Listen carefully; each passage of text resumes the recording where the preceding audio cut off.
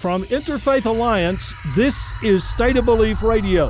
I'm your host, Reverend Welton Gaddy. This coming Tuesday, Wisconsin voters will cast their ballots in the highly publicized recall election of Governor Scott Walker. Now, that's going to get a lot of media attention, guaranteed. Meanwhile, Indiana, West Virginia, and North Carolina voters will head to the polls for their state's primary elections. And even without a crystal ball, I can predict that each state will choose Mitt Romney on the Republican side and Barack Obama for the Democrats. Add some delegates for the presumed nominees, call it a day. Tough to imagine many voters going to the trouble of voting. Which is why it is so troubling that in the Tar Heel state, the voters who do turn out will hold the future of many North Carolina families in their hands. They'll be voting on Amendment 1, a mean-spirited, broadly restrictive measure that is redundant in banning same-gender marriage in that state since it's already illegal in that state, but has spawned campaigns on both sides of the issue that saw North Carolina Catholic Diocese spend $100,000 to, in the language of such debates, defend marriage. Because there really is no rational argument for restricting the rights of certain families, the only and sadly effective approach is to endlessly pervert the language of religious values. That's why it's so important to argue against things like North Carolina's Amendment 1 in the same language. And doing just that has been a coalition of faith leaders in that state working through a website called pastorsagainstamentment1.org.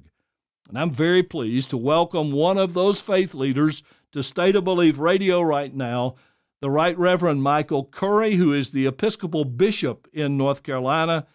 Bishop Curry, welcome. Well, thank you. The debate over gay marriage has been awash. I actually started to say has been baptized in, but I'm a Baptist, and you would have said sprinkled probably. So I'll just say it the way I have it written here. The debate over gay marriage has been awash in religious rhetoric from conservative voices. How do you answer them? Well, I have to say that the debate that's being engaged here in North Carolina around Amendment 1, while in many respects and corners it's being presented as an issue of gay marriage, in fact, here in North Carolina, the issue is not gay marriage. The issue really is a potential amendment to our state constitution that, in fact, will hurt and harm numerous people, including children. And so we've had to engage the question of the amendment to our Constitution on the issue of humanitarian grounds. This amendment's going to hurt children. It's going to hurt unmarried couples. It's going to hurt senior citizens, people who are in relationships and yet unmarried are going to be potentially and in fact jeopardized by this piece of legislation. So we've had to engage that question as really the question that we're dealing with here. What is it, Bishop, in your own personal faith tradition and the values in your ministry that moved you to become involved in such a very controversial piece of legislation?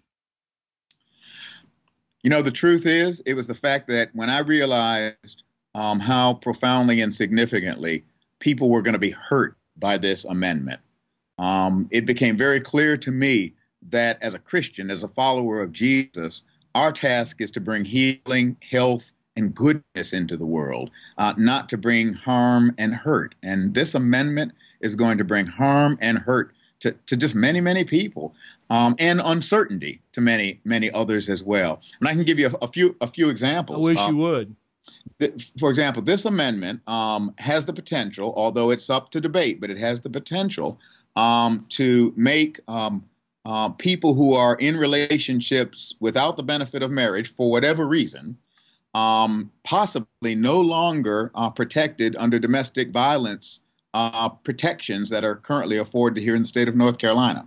There's some debate about that. among in the legal community, but from what I can tell, the overwhelming response of law professors here at the law schools in the state of North Carolina is that this amendment could jeopardize protection that unmarried people currently have in domestic violence situations. I was a parish pastor for almost 25 years before I became bishop, and in that time, I spent a great deal of time helping to extricate, as always, women and their children from abusive situations. And the protection that law enforcement can give to prevent stalking is critical to these women having a sense of safety and well-being, and for their children. That's why I say this amendment puts in danger women usually and their children.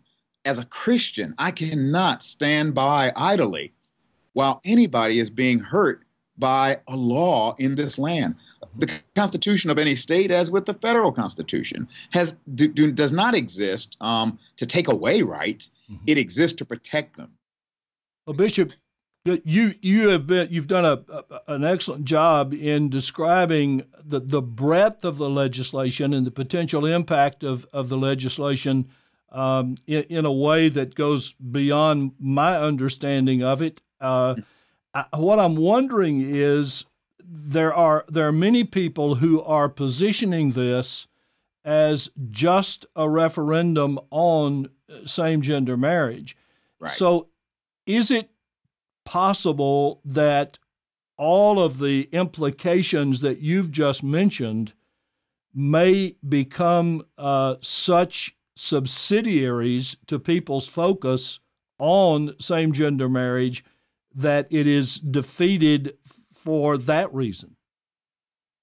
Well, yeah, I think it is my hope that if the broad spectrum of people, regardless of what their stand happens to be on marriage equality or same-gender marriage, but if a broad spectrum of people begin to understand that this amendment could actually do harm, regardless of whatever good some may think it's intended to do, that many people could vote against it who are also against gay marriage. I mean, people can be pro and con on that question. I would think that we as Christians, and I would pray that we as Christians who follow a master who told us, I mean, Pastor, you know the parable of the Last Judgment as well as I do. And Jesus was very clear in that parable that, the nations are arrayed before the king on Judgment Day. And he really doesn't ask them what their denomination is. He doesn't even ask them what their religion is. What the master asks is, when did you feed me? Did you feed me when I was hungry, clothe me when I was naked, visited me when I was alone? Did you care for me as a fellow human child of God? And Jesus says in that parable, as you did it to the least of these, you have done it unto me. I would suggest that for Christian people in particular, that command to do unto the least of these in this particular context needs to be lived out by making sure that the law protects the least of these and does not harm. And it is my conviction that Amendment 1 will harm the least of these. And I say that as a follower of Jesus. Bishop, have you had to, you've got a very impressive coalition of pastors working on this alongside you. Have you all had to rehearse going through all of the traditional difficult texts related to same-gender marriage and these kinds of votes, or has it been a matter of talking about the issue at large without having to argue Scripture? Yeah, in this case, in this particular situation, we've focused on the issue at hand of the harm that this amendment will do, because there are, in the coalition, there are Christians of diverse perspective. There are some Christian pastors who would very much be adamantly opposed to marriage equality and gay marriage, but who understand that this amendment will do harm. And so we've really stayed focused on the impact of this amendment on people's lives, and that, it seems to me, is common ground certainly for us as Christians, and I believe for people of faith and people of goodwill generally. There are so many people that have heard the words of the Baptist minister from Fayetteville, Sean Harris. I'm sure you've heard those words yourself. We're going to play just a little of the sermon that he preached and what he said for our listeners right now. Dads, the second you see your son dropping the limp wrist, you walk over there and crack that wrist. Man up. Give him a good punch.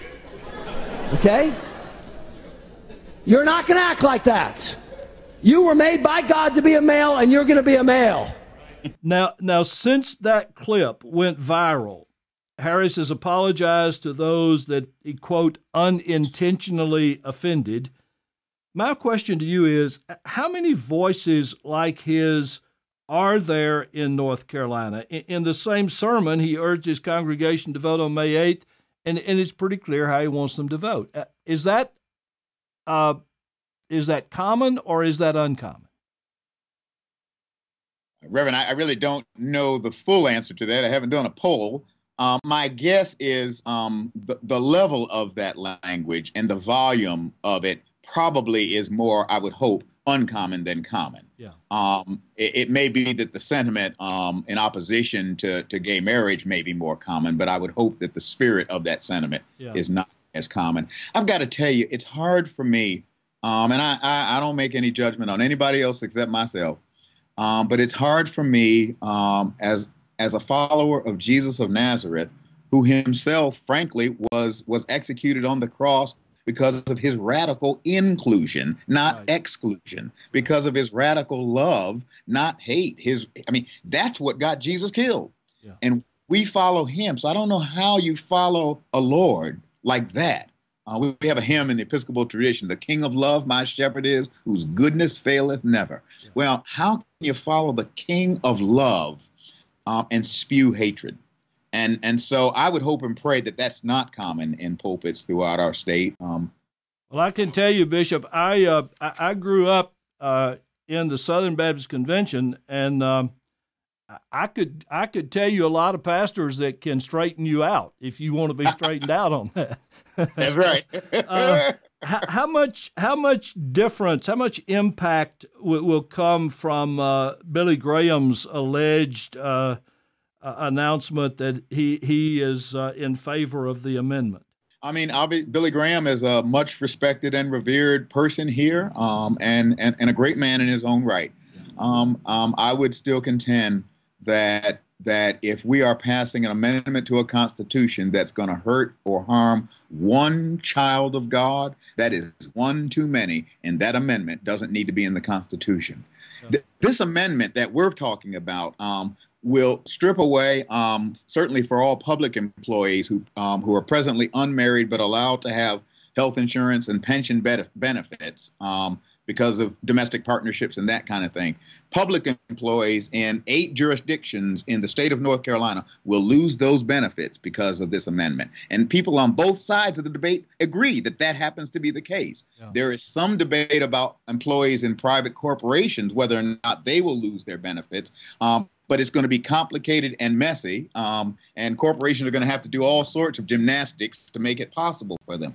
We cannot, as Christian people who follow Jesus, who said the 2 commandments that are the greatest are to love God and to love your neighbor, how can we support something that doesn't love our neighbor? A parable of the Good Samaritan? Who is your neighbor?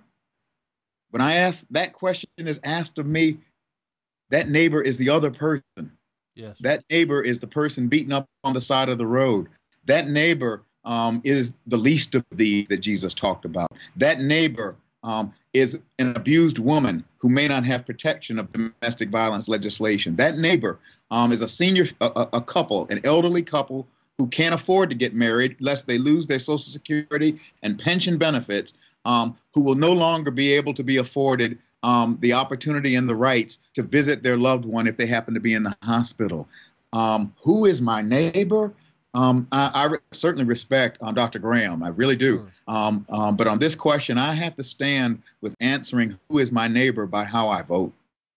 Bishop Curry, aside from this particular election, what is it going to take for our nation to get beyond this polarization and even the faintest justification for hatred and discrimination to be a part of Christianity? Yes, sir. Well, at the heart of Christianity is the story of the incarnation of God coming among us as a human person in the person of Jesus of Nazareth. And I have a feeling that principle of incarnation may be one of the keys. It's easy for me to have attitudes or negative attitudes toward a group of people if I don't know those people and know them as living human beings. But I think for most of us, when we get to know other people, a lot of our preconceived notions, a lot of our stereotypes, a lot of our assumptions get overcome when we actually get to know a person. The truth is, every one of us is a child of God. The book of Genesis, the first chapter says, we are created in the image of God, male and female, he created them, which I think is the Bible's way of saying that includes everybody. I think you're right. You know? Listen, you know North Carolina well. You've been there long enough to know it well, and you've watched it during this campaign. What have you seen and heard that gives you any sense you know how this vote's going to come out? I don't really know how it's going to come out. I do have a sense that the more people learn about the actual impact of this particular amendment, the more there is a greater understanding that this is not the appropriate way for us to go as a state.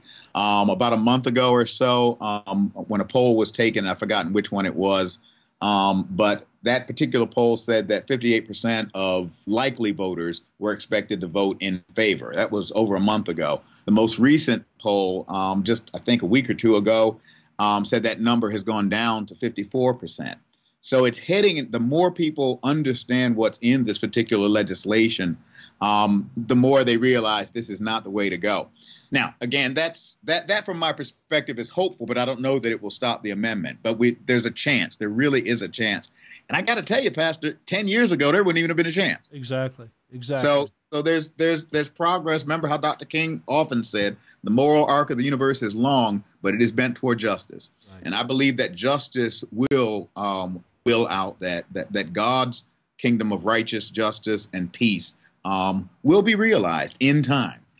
Well, your comments on our show today are important in relation to North Carolina, but as you well know, there are people in the other parts of the country that are going through this very same thing, and I think that as they look to you and to your colleagues there and the way you've handled this, and you have given a good model for the way in which to meet hatred with love and to meet exclusion with inclusion. And we're very grateful for you doing that. Well, I'm grateful to be on your show and thankful to you for helping to spread the word, because love is the way. It's the only way. I've been talking with Reverend Michael Curry, the Episcopal Bishop of North Carolina, one of the faith leaders who signed on to campaign Pastors Against Amendment1.org. This initiative is on Tuesday's primary ballot in that state. Bishop Curry, as I said, thanks for being with us. Thanks for helping all who will benefit from this. We appreciate you being on State of Belief Radio. Thank you, Reverend. It's been an honor.